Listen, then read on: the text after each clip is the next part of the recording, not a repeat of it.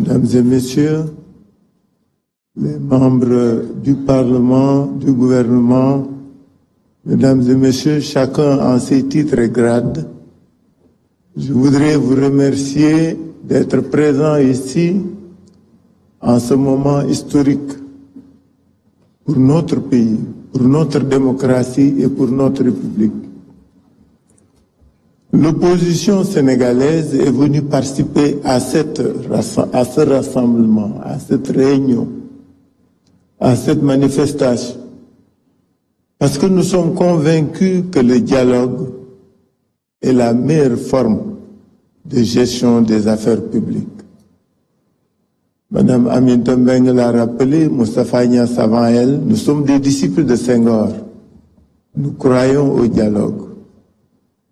Le dialogue, c'est un banquet du donner et du recevoir.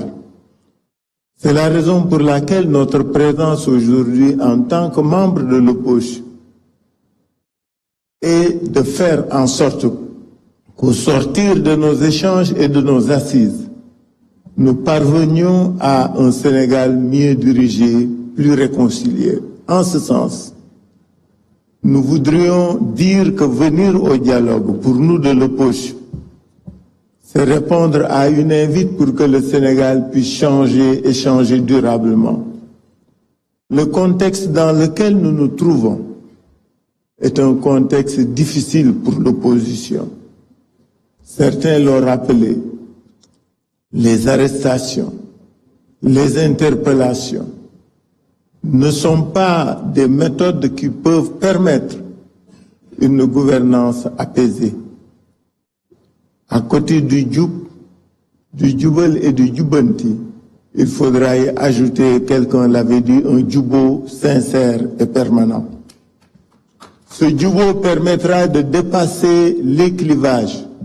Ce djoubo permettra de pacifier les rapports. Ce djoubo nous permettra d'aller vers des réformes qui permettent une gouvernance apaisée, mais surtout efficace. Pour ce faire, l'opposition a, répondant à l'invite du ministère de l'Intérieur concernant les TDR, nous avions pensé que ce dialogue ne devrait pas être que politique. Il devrait être un dialogue qui porte sur les préoccupations des populations, c'est-à-dire un dialogue qui porte sur les questions sociales, sur les questions économiques, pour que le Sénégal puisse traverser les moments de difficulté que vivent les populations. Il est indéniable aujourd'hui que ce pays a des problèmes, que les populations vivent des difficultés. Il nous faut leur trouver des solutions viables. Nous sommes venus à ce dialogue aussi, puisque c'est un dialogue dit politique, pour que le système puisse évoluer. 1992 a été un bon point de départ. Il a été suivi de différents autres moments de réflexion et de communion. 96, 2000, 2017, 2019. Ces moments de communion ont permis de dépasser les contingences et les conflits. C'est la raison pour laquelle, au nom de l'opposition, au nom de laquelle je parle, nous voudrions vous demander qu'un certain nombre, Monsieur le Président, qu'un certain nombre de dispositions du Code électoral, que le respect des libertés, que la libération des détenus, qu'une conduite plus apaisée et plus civilisée de la reddition des comptes, que ces actions-là puissent être menées, afin que dans la sérénité, nous puissions œuvrer pour un Sénégal de paix. Je voudrais, au nom de l'opposition, vous dire que nous sommes venus ici, aujourd'hui, en acteurs de la pacification de l'espace politique.